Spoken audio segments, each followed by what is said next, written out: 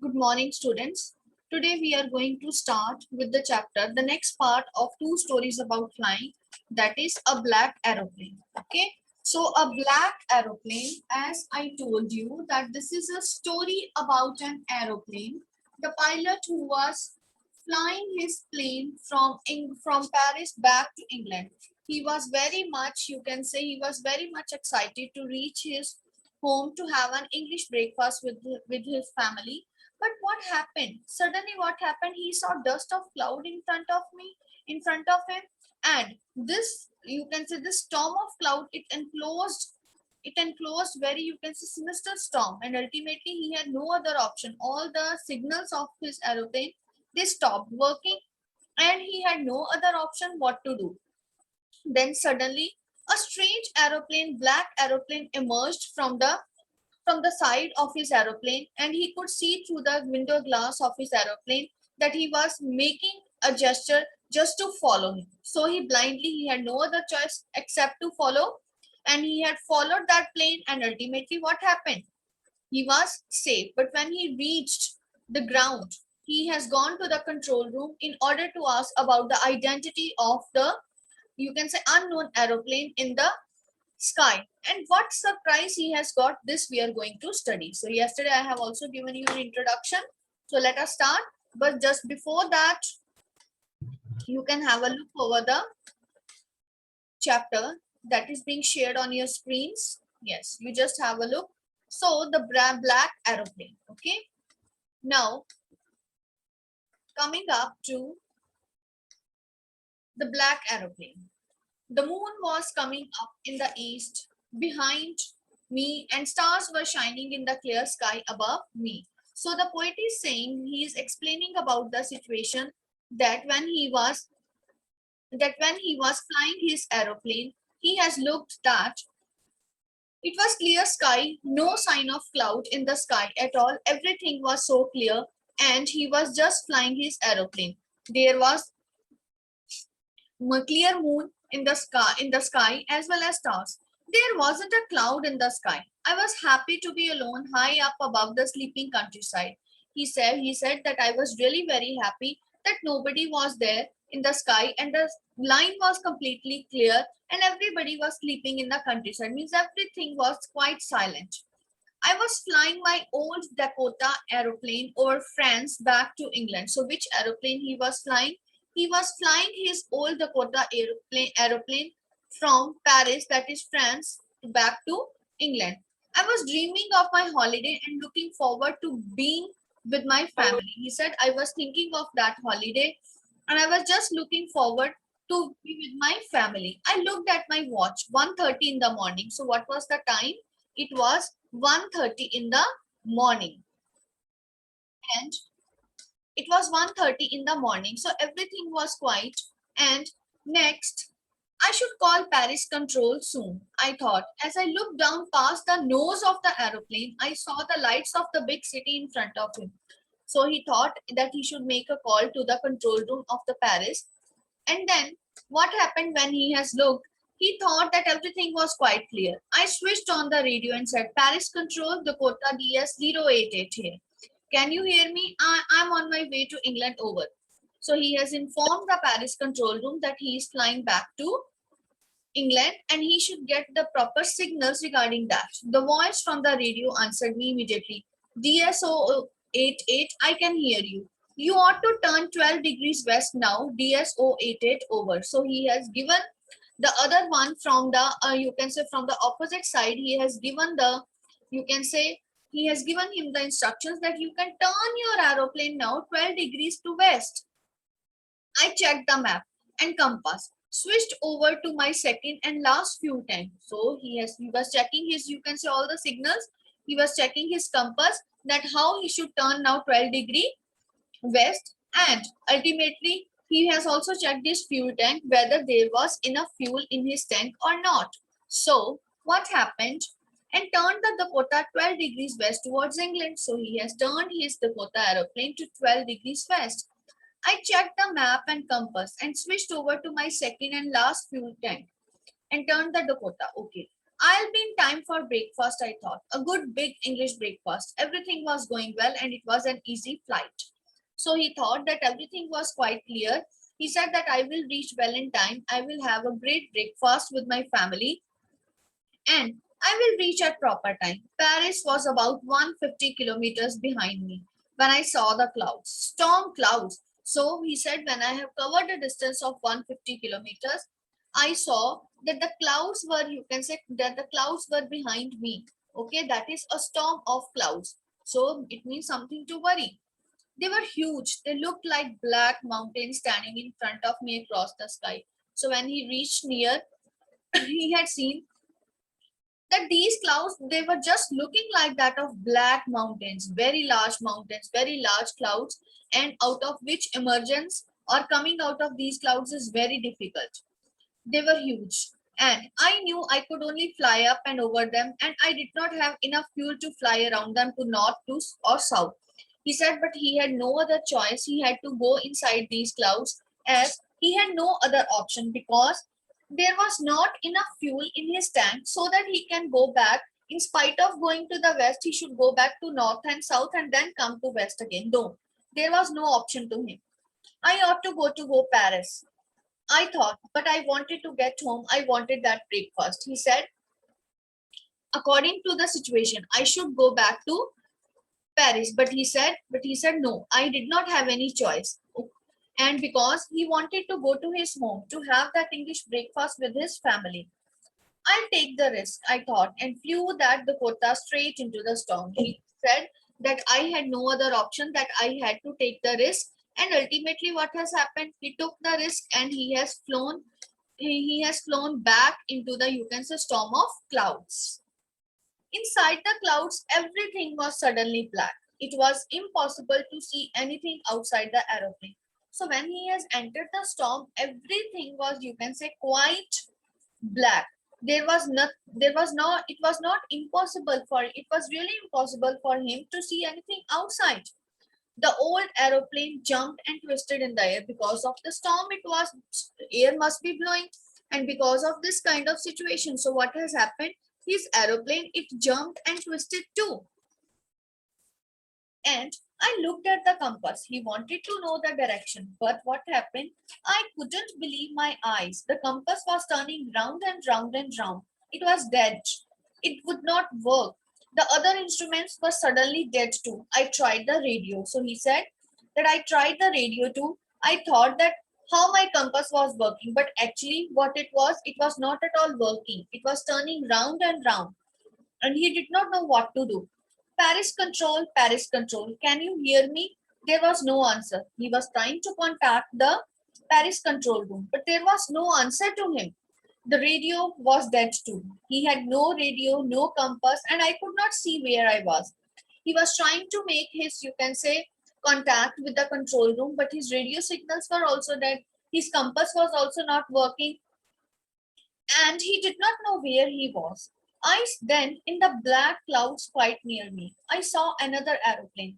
It had no lights on its wings, but I could see it flying next to me through the storm.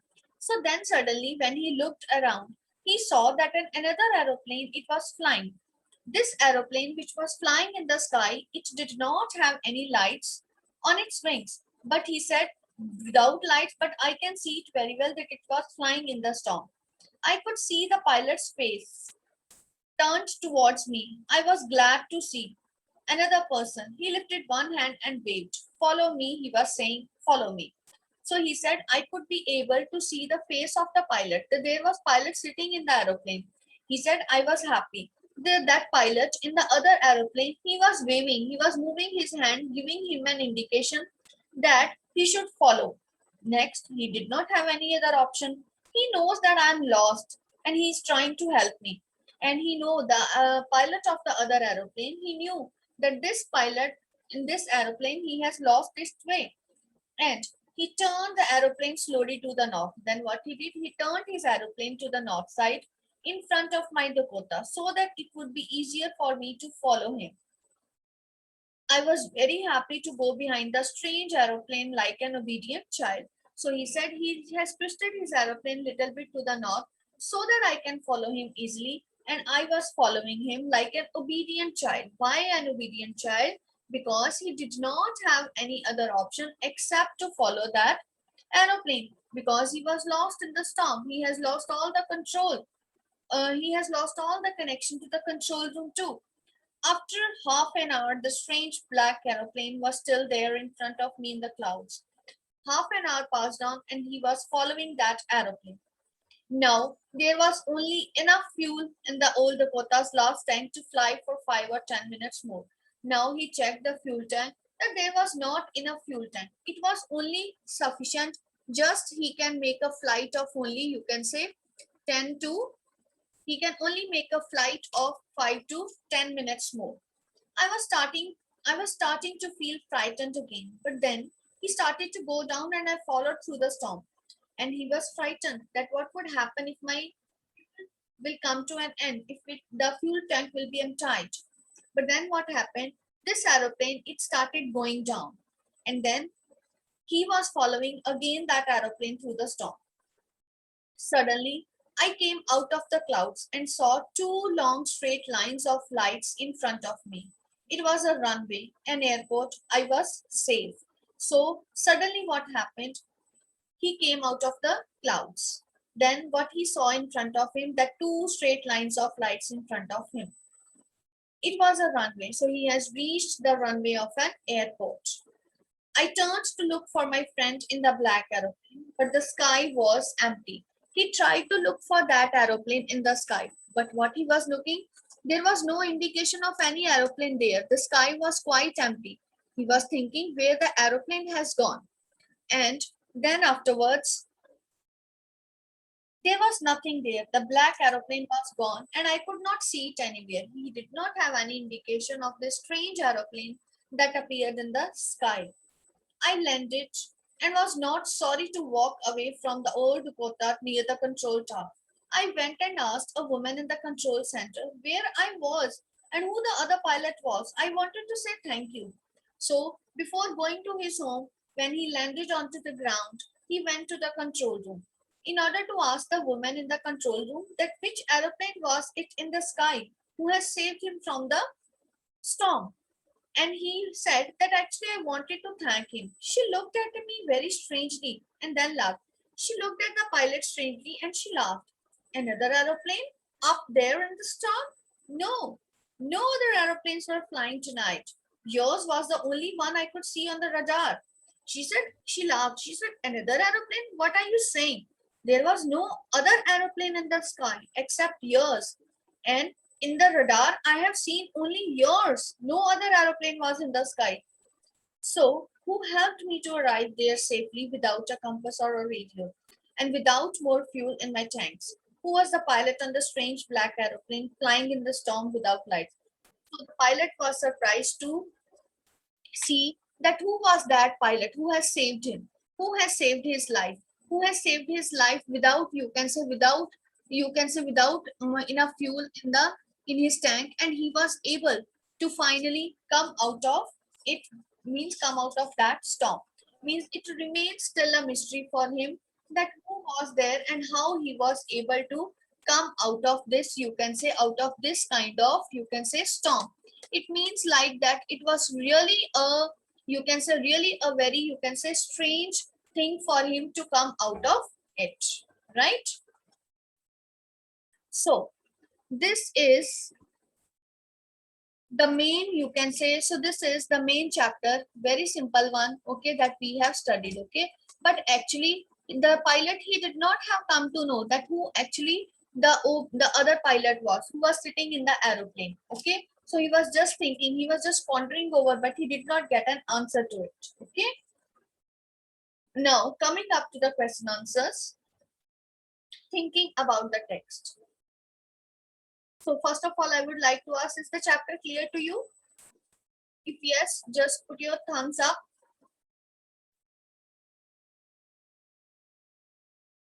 Chapter is clear? Fine. Next, afterwards, coming up to the question answers. I'll take the risk. What is the risk and why does the narrator take it? I'll take the risk. What was the risk that the narrator wants to take? Actually, the risk was going into the storm. As there was not enough fuel in his tank, so he has to take the risk in order to go into the storm and to go through that storm as he wanted to go back to his home, to his house, to have an English breakfast with his family. And why does the narrator take it? The narrator took that, or the narrator takes that risk because he wanted to be with his family. He wanted to have the breakfast with his family. Second question, describe the narrator's experience as he flew the aeroplane into the storm. So what was his experience? It was really a very sad experience for the narrator. Okay, it was really very strange and sad experience for the narrator as he was flying his aeroplane into the storm, or as he was flying his aeroplane into the storm, the you can say the clouds, they were appearing as black large mountains standing in front of him across the sky. He had no other option except to go into the storm. He went, or he followed his aeroplane into the storm, but there in the storm there was again nothing to be visible to him. All the signals of his aeroplane, they stopped working. His compass, it was turning round and round, and it was dead. It was not at all working. He has lost all the controls and all the contacts to the Paris control room. And it was really very difficult for him to find the direction. But then what happened while he was flying his aeroplane in the storm? A strange aeroplane came from the other side. There were no lights on the wings of that aeroplane. And then what happened? But the pilot inside the aeroplane waved towards him to follow him. So the pilot, he had no other option except to follow him, and he had followed him like an obedient child. And after a flight of almost half an hour, and then ultimately he landed, he came to the ground by following that strange aeroplane, and it was a strange aeroplane who had saved his life as well as his aeroplane. So right, this answer clear. Next is, why does the narrator say I landed and I was not sorry to walk away from the old Dakota? So why he said so that he landed safely, it was because of the reason that why he said he landed safely. He said that he landed safely. It was because of the reason that he was happy to come out of that storm that he was engulfed in. A strange aeroplane came and saved his life. He has come out of it, he was saved, and ultimately, when he landed, he wanted to thank the pilot in that strange aeroplane. He wanted to know the whereabouts of that aeroplane. He wanted to know about the details of that aeroplane as well as the pilot who was in that aeroplane. But ultimately, what has happened? There was, you can say, no choice to him. And ultimately, when he came, he contacted the control room. He found that the lady in the control room told him that there was no other aeroplane except him, and that was really very strange to hear to him, that who was that aeroplane who has saved his life. So I hope that the answer is clear. If you have any problem, you can raise your hands side by side. Next, afterwards, the next question is, what made the women in the control center look at the narrator strangely? Yes, again the same answer that I have spoken just now. The women in the control room looked at the pilot strangely because the pilot was asking about the presence of another aeroplane in the sky while he was flying, who helped him to come out of that storm. But the lady, she was looking surprisingly at the pilot because in her radar she has not seen any other aeroplane except his. So she told him that there was no other aeroplane except his, so that this is the reason she was looking strangely about she was looking strangely at the pilot because she has not seen any other aeroplane flying in the sky. Next is, who do you think helped the narrator to reach safely? Okay, so who do you think would be there in the, you can say, in the sky. Can anyone answer? Who do you think, according to your, you can say, viewpoint, who it can be? Yes, who it can be? Can you guess? It can be another pilot. It can be some supernatural thing. Not, anything can be there. Can anybody would like to answer? I think nobody is getting any idea about it. So let me tell you that the strange aeroplane that saved the narrator's life, it can be another aeroplane, okay, with some supernatural powers, okay. It can be some supernatural phenomena that has saved his life. This is just a mystery that is inexplicable, that is unable to be explained. It can be another aeroplane, or that can be another, you can say, path who has come only just to save his life. So we cannot, you can say, we cannot elicit it who it was. It is something unnatural that has happened to the pilot. So these are the textual questions that you have to do in your notebook. Okay, right? So you have to do these questions in your notebook. So mainly all the main questions that are being discussed here. So in the light of these, I hope that you have very well understood the chapter. And next, some extra questions. So we have discussed that how the author was feeling when he was flying his aeroplane, right? How did he feel inside the clouds? He felt very, he was filled with terror.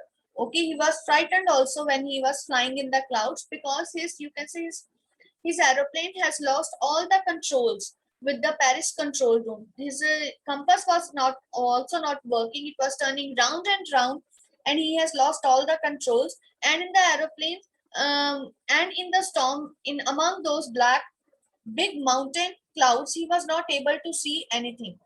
So this is how he was feeling. Then why did the pilot or the writer follow the pilot of the another plane? Because he had no other choice to follow except to follow, right? He had no other choice except to follow him, because it was just, you can say, as all the signals have been lost, his radio as well as his Paris control room signals, they have been broken, or they have been detached from him, and ultimately he had no other choice except to follow that aeroplane. Okay, so these are the main questions related to this chapter. Okay, and I hope that you have understood it very well. If you have any other problem, then you can just raise up your hands, and so that I can sort out the problem.